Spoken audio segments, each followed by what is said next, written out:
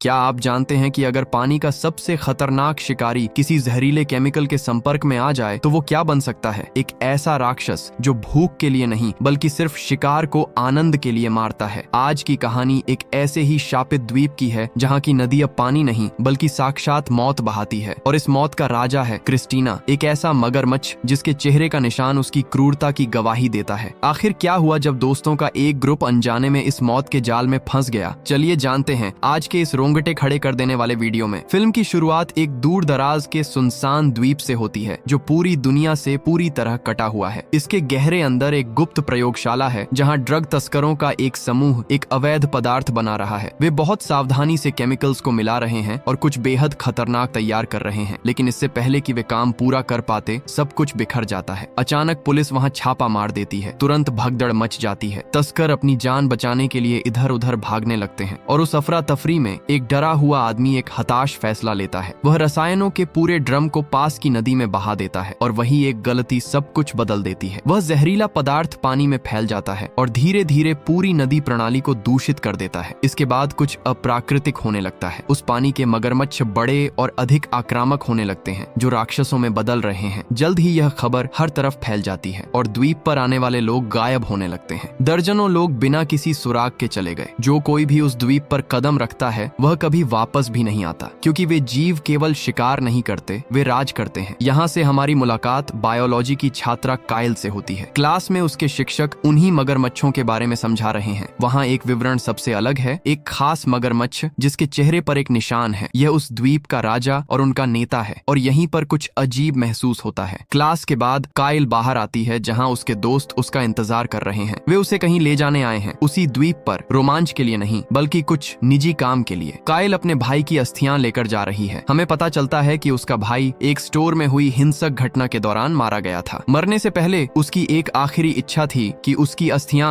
उस द्वीप पर विसर्जित की जाए। उस वादे को निभाने के लिए वे सभी निकल पड़ते हैं, इस बात से बेखबर कि वहां उनका क्या इंतजार कर रहा है। रास्ते में वे एक गैस स्टेशन पर रुकते हैं। कायल पानी लेने के लिए बाहर निकलती है और तभी उसकी नजर एक अखबार पर पड़ती है, एक चेतावनी जो साफ और सीधी थी। लोगों को उस द्वीप से दूर रहने के लिए कहा जा रहा है। इससे पहले कि वह कुछ समझ पाती उसे एक आवाज सुनाई देती है। पास ही एक अजीब आदमी चुपचाप बैठा है। वह उसे वहां न जाने की चेतावनी देता है। उसका लहजा डरावना है। वह अजीब तरह से इशारा करता है और कहता है, अगर तुम वहां जाओगे तो वह तुम सबको मार डालेगा। कायल उसकी बात का मतलब पूरी तरह नहीं समझ पाती, और सच तो ये है कि वह उसे गंभीरता से नहीं लेती। तो वे अपनी यात्रा जारी रखते हैं। जल्द ही वे एक छोटी हवाई पट्टी पर पहुंचते हैं। पायलट उनका स्वागत करता है और चलते चलते बताता है कि विमान में एक छोटी सी समस्या है, लेकिन चिंता की कोई बात नहीं। और बस ऐसे ही वे उड़ान भरते हैं। कुछ देर तक सब कुछ सामान्य, शांत और खामोश रहता है, जब तक कि एक यात्री फोन पर जोर जोर से बात करना शुरू नहीं कर देता। लोग उसे रुकने के लिए कहते हैं, लेकिन वह उन्हें नजरअंदाज कर देता है। तनाव बढ़ने लगता है। कोई आपा खो देता है और ठीक उसी पल विमान एक पेड़ से टकरा जाता है। दोनों इंजन तुरंत खराब हो जाते हैं और अचानक वे नीचे गिरने लगते हैं। केबिन के अंदर चीख पुकार मच जाती है। पायलट नियंत्रण खो देता है और विमान जंगल के गहरे अंदर एक नदी में जा गिरता है। टक्कर बहुत भयानक होती है। हर कोई पानी में गिर जाता है, लेकिन किसी तरह वे बच जाते हैं। पानी इतना उथाला है कि वे डूबने से बच जाते हैं। फिर भी विमान पूरी तरह नष्ट हो चुका है और अब वापस जाने का कोई रास्ता नहीं है। वे कांपते हुए नदी से बाहर निकलते हैं। एक लड़की बुरी तरह घायल है, इसलिए पायलट जल्दी से उसके घावों का इलाज करता है, लेकिन तभी कुछ गड़बड़ महसूस होती है। उसे पता चलता है कि को पायलट लापता है। पायलट पागलों की तरह उसका नाम पुकारते हुए उसे ढूंढने लगता है। तभी उसकी नजर पानी में फंसे को पायलट पर पड़ती है। पायलट उसकी ओर दौड़ता है, लेकिन तब तक बहुत देर हो चुकी होती है। तभी पानी के नीचे से एक विशाल मगरमच्छ अचानक बाहर निकलता है और को पायलट को खींचकर अंदर ले जाता है। हमला इतना अचानक और हिंसक था कि सब कुछ चंद सेकंड में खत्म हो गया। सभी सन्न रह जाता है। उन्होंने अभी अभी अपनी आंखों के सामने किसी को मरते देखा था और डर उन पर हावी हो जाता है। कोई दोबारा नहीं सोचता। वे लोग को जो कुछ भी हाथ लगा उसे उठाते हैं और तुरंत वहां से निकलने का फैसला करते हैं। इस बीच एलिस नाम की एक लड़की को जंगल में कुछ सुनाई देता है। उत्सुकता में वह उस आवाज का पीछा करती है और उसे कुछ अनपेक्षित मिलता है। उसे वहां मगरमच्छ के अंडों से भरा एक घोंसला मिला। पीछे हटने के बजाय लालच उस पर हावी हो जाता है। वह चुपके से अंडे इकट्ठा करती है और उन्हें अपने बैग में भर लेती है। ये एक ऐसा फैसला था जो बाद में भारी पड़ने वाला है। रात होने पर वे जंगल में रुकने और आराम करने का फैसला करते हैं। थके होने के कारण उन्हें नींद आ जाती है, लेकिन खतरा सोता नहीं है। एक आदमी अपने फोन का सिग्नल ढूंढने के लिए जागता है। तभी फोन उसके हाथ से फिसलकर झाड़ियों में गिर जाता है। जब वह फोन फोन ढूंढने जाता है तो उसका ध्यान भटक जाता है और तभी वहाँ एक हादसा हो जाता है। बिना किसी चेतावनी के अंधेरे से एक मगरमच्छ झपट्टा मारता है और वह आदमी गायब हो जाता है। अगली सुबह उन लोगों को उसकी लाश मिलती है और अब असलियत सामने आती है। पायलट स्थिति का अध्ययन करता है और उसे एक भयानक बात समझ आती है। ये मगरमच्छ अब भोजन के लिए शिकार नहीं कर रहे हैं, वे अपने शिकार को खा नहीं रहे हैं, बस उन्हें मार रहे हैं। उनकी भूख पहले से ही शांत है, जिसका मतलब है कि यह सिर्फ उनकी आक्रामकता है। वह एक और बात की पुष्टि करता है, इन जीवों का नेता वही निशान वाला मगरमच्छ है जिसके बारे में काइल के टीचर ने बताया था, और वही चेतावनी जो उस अजीब आदमी ने दी थी। अब सब कुछ समझ में आने लगता है और डर हकीकत बन जाता है। द्वीप अब भी उनसे पीछा नहीं छुड़ाने वाला था। असल में यहाँ से स्थिति और भी खराब होने वाली है। यहाँ से आगे काइल का डर अब सिर्फ एक भावना नहीं बल्कि एक चेतावनी है, और जैसे नियति उनका मार्गदर्शन कर रही हो, उसे दूर कुछ दिखाई देता है। एक घर जो एक संभावित ठिकाना और बाहर निकलने का रास्ता हो सकता है। समूह सावधानी से उसकी ओर बढ़ता है, लेकिन जैसे ही वे करीब पहुंचते हैं वे जम जाते हैं। उनके चारों ओर से एक धीमी और विचलित करने वाली आवाज आ रही है। काइल आगे देखती है और उसका दिल बैठ जाता है। दर्जनों मगरमच्छ शांत पड़े हैं और छिपकर उन लोगों का इंतजार कर रहे हैं और हमला करने के लिए तैयार हैं। वह तुरंत सबको चुपचाप पीछे हटने का इशारा करती है, लेकिन इससे पहले कि वे भाग पाते, एक मगरमच्छ अचानक पास की एक महिला पर झपटा मारता है और उसे सीधे जंगल में खींच ले जाता है। और यही वह चिंगारी थी। एक पल में कई मगरमच्छ बाहर निकलते हैं और समूह की ओर दौड़ते हैं। अब वहाँ पूरी तरह कोहराम मच गया था। हर कोई भागता है और किसी तरह वे लोग घर तक पहुँचते हैं और घर को अंदर घुस जाते हैं। लेकिन जैसे ही वे दरवाजा बंद कर रहे होते हैं, तभी एक मगरमच्छ एक लड़की का पैर पकड़ लेता है और एक पल के लिए लगता है कि सब खत्म हो गया। लेकिन समूह अपनी पूरी ताकत लगाकर उसे वापस अंदर खींच लेता है और दरवाजा बंद कर देता है। बाहर मगरमच्छ अंदर घुसने की कोशिश में दरवाजा को धक्का देता रहता है और दरवाजा हिलने लगाता है।